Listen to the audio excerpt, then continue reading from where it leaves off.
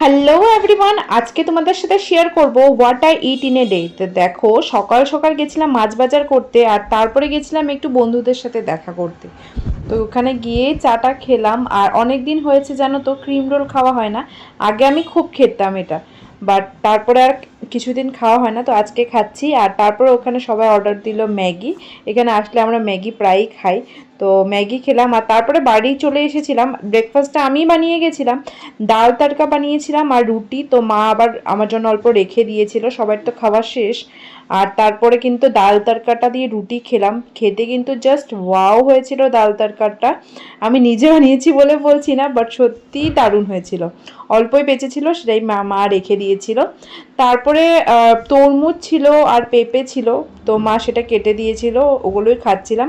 আর সাথে কলাও ছিল কয়েকটা। আর জানো তো, আমাদের পাশে একটা আন্টি আছে, উনি নবরাত্রি করে, তো নবরাত্রির প্রসাদ দিয়ে গেল। এত টেস্টি প্রসাদ কি বলবো, নিরামিষ এই ছোলাটা বানিয়েছে, এত টেস্টি হয়েছে। সুজির সাথে ছোলা মিলিয়ে খাচ্ছিলাম আমি, বোন, বাবা। যখনই দিয়ে গেছিলো আমরা মানে ওয়েট করে থাকি আন্টি রামনবমীতে প্রসাদ দিবে। দারুণ হয়েছিল। তো যাই হোক, প্রসাদ টোসাদ খাওয়ার পরে এবার চলে এসেছি লাঞ্চ করতে, যেহেতু লাঞ্চের টাইম হয়ে গেছে। আর আজকে লাঞ্চে ছিল হলো স্যালাড, শসা, লেবু, এসবটা ছিল।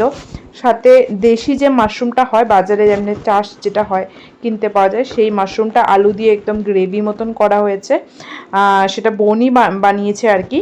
আর সাথে আছে বাঁধাকপি, মটরশুঁটি দিয়ে, পালং শাক ছিল, ডাল, আর কাজুলি মাছ, আর এখানে একটু বড়াও ছিল।